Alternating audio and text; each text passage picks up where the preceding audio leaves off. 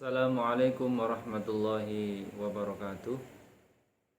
Bismillahirrahmanirrahim. Alhamdulillah. Allahumma sholli ala sayyidina Muhammad wa ala alihi wa ashabihi wa barik wa sallim ajma'in. Qala rabbi shrah li sadri wa yassir li amri wahlul 'uqdatam min lisani yafqahu qawli. Amma ba'du.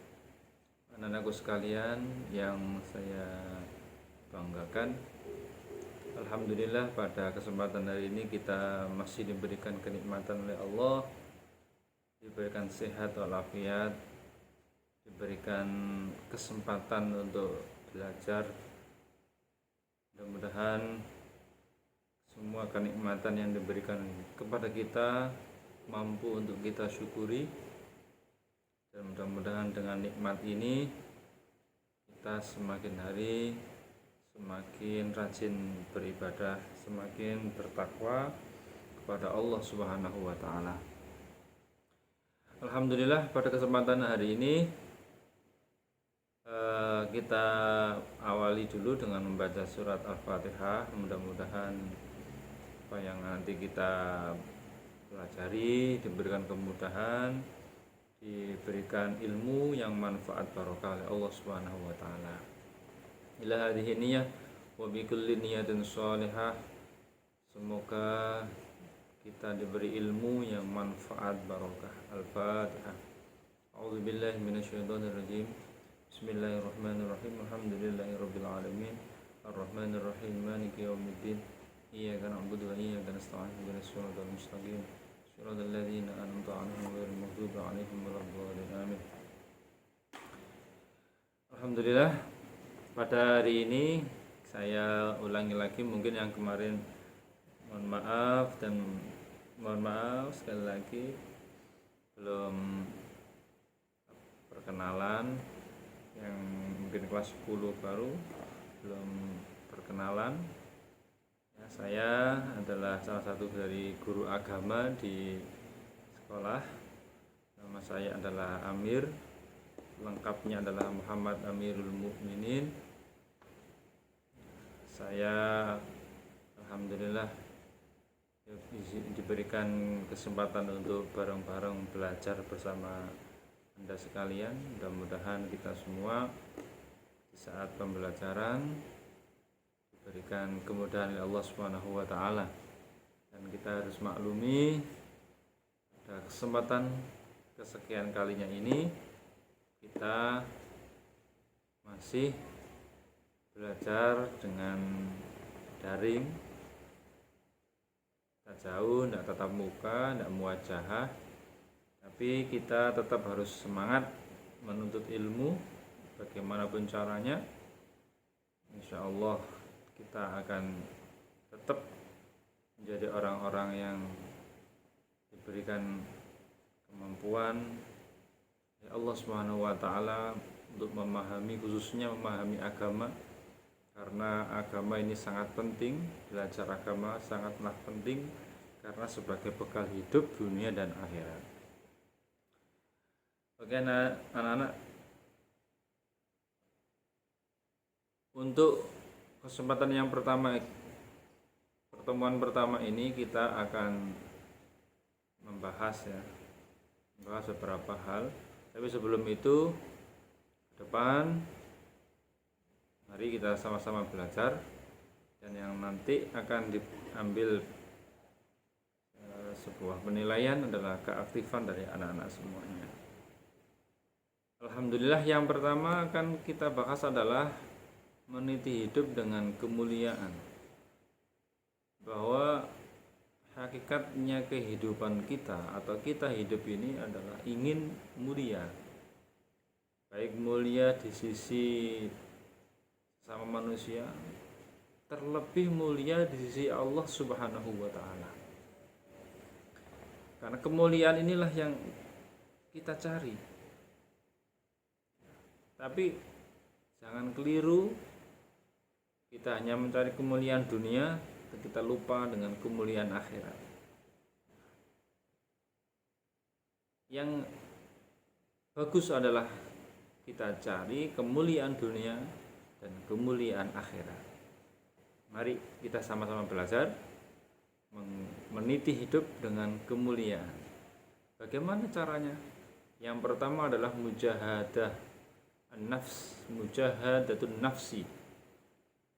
Apa sih pengertiannya mujahadah an-nafs? Mujahadah an-nafs sering disebut juga dengan kontrol diri, mengontrol diri, mengendalikan diri, mengendalikan nafsu, hawa nafsu. Jadi perjuangan yang di situ adalah musuhnya itu adalah diri kita sendiri, nafsu kita sendiri. Pengontrolan diri sendiri ini adalah, atau pengontrolan diri atau mujahadah ini adalah menahan diri dari segala perilaku-perilaku yang dapat merugikan diri kita sendiri atau juga merugikan orang lain. Jadi mujahadah an-nafs adalah perjuangan sungguh-sungguh melawan hawa nafsu. Jadi mujahadah itu adalah sungguh-sungguh jihad, perang an-nafs, nafsu. Jadi Rasulullah sama sahabat itu dulu selesai perang, ini perang Badar yang sangat besar.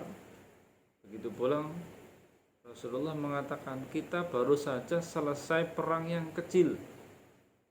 Para sahabat kaget, perang yang segitu besarnya dikatakan kecil. Akhirnya sahabat bertanya, apa wahai Rasul perang yang lebih besar dari perang yang tadi, perang Badar?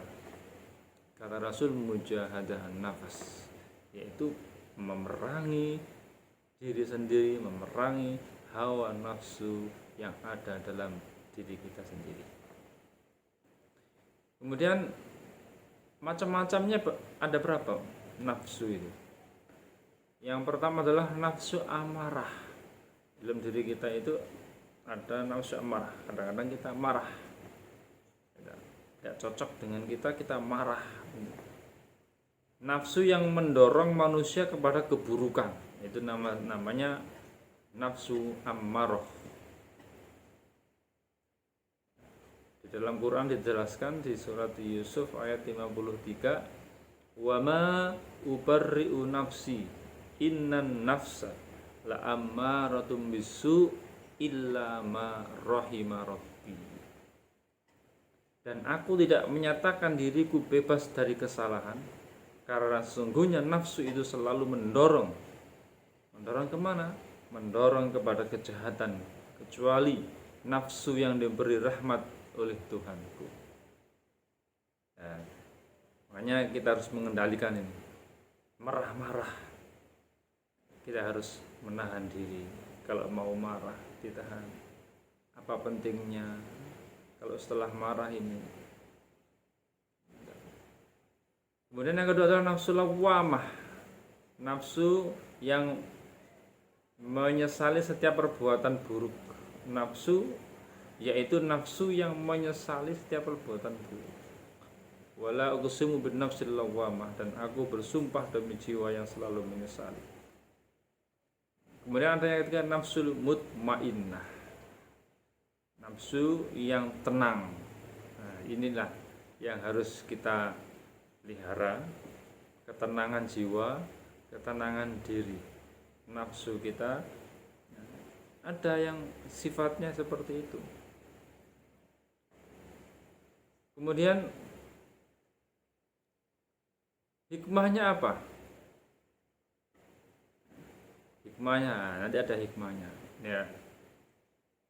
Rasulullah bersabda yang diriwayatkan oleh Abi Hurairah radhiyallahu an, Abi Hurairah radhiyallahu an anna Rasulullah sallallahu alaihi wasallam qala laisa syadid bisur'ah innama syadid alladhi yamliku nafsahu indal ghadab.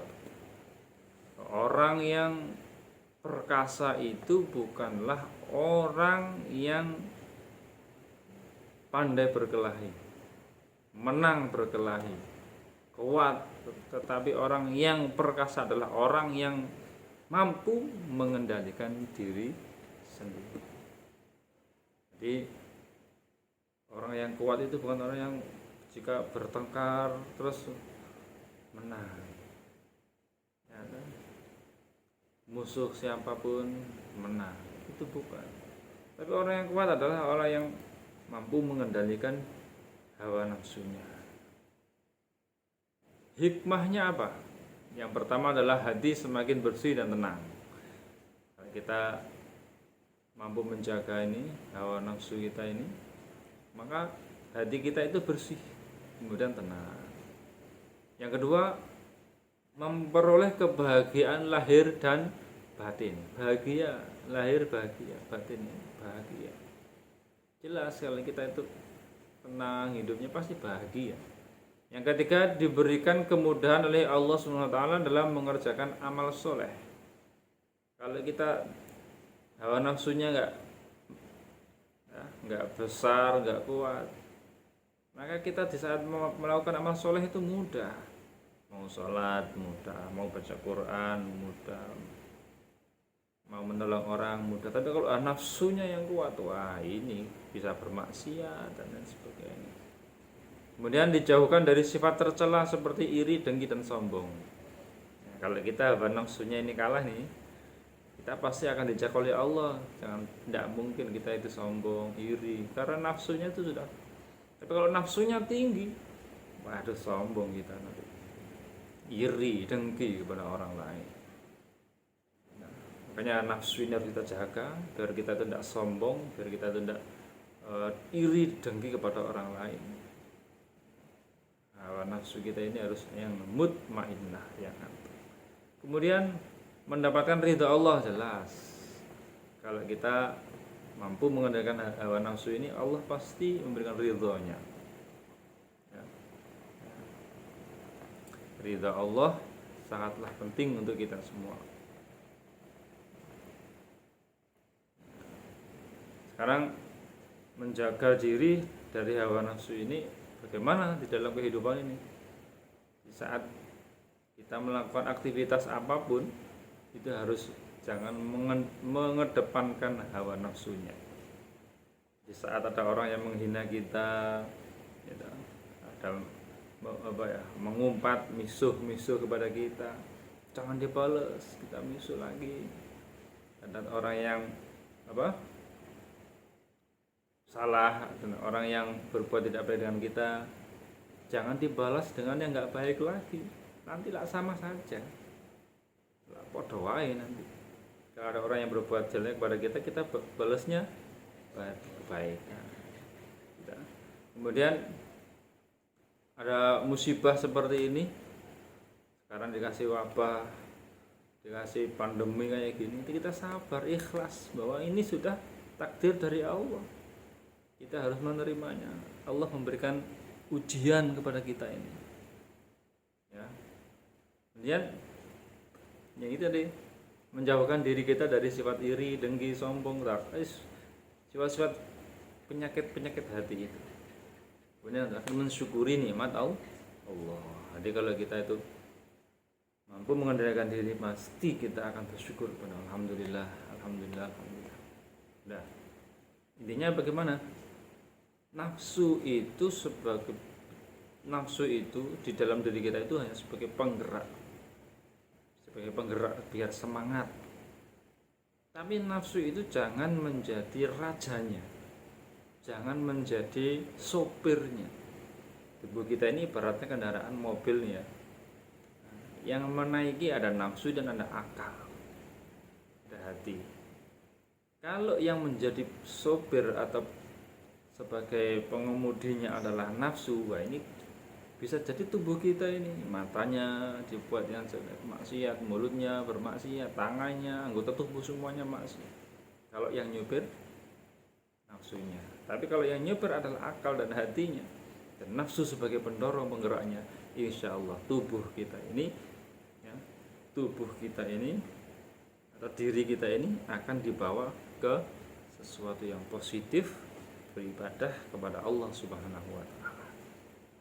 Nah, demikian Bab yang pertama tentang pengendalian diri atau mengendalikan hawa nafsu. Ini sangat penting karena kita adalah makhluk atau ciptaan Allah yang mulia. Jangan sampai kita terhina karena tidak bisa menjaga hawa nafsu.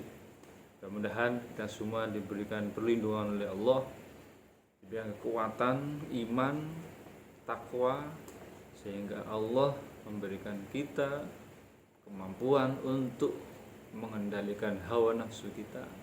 Kita bawa hawa nafsu ini ke yang positif atau sebagai penggerak hal-hal positif, rajin ibadah, rajin belajar, rajin sekolah, rajin membantu orang tua. Ini motorik penggeraknya adalah nafsu. Nafsu kita itu sebagai sopir, nah ini bahaya. Nafsu ini kita ajak untuk mendekat kepada Allah. Demikian, mudah-mudahan bab yang pertama ini mampu kita fahami sehingga kita semua semakin tambah tahun, semakin tambah usia, semakin tambah baik, mampu mengendalikan dirinya, jadi hamba Allah yang tenang dan selalu bersabar dan selalu berpikir positif. Demikian, semoga manfaat barokah.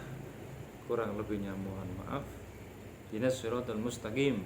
Assalamualaikum warahmatullahi wabarakatuh.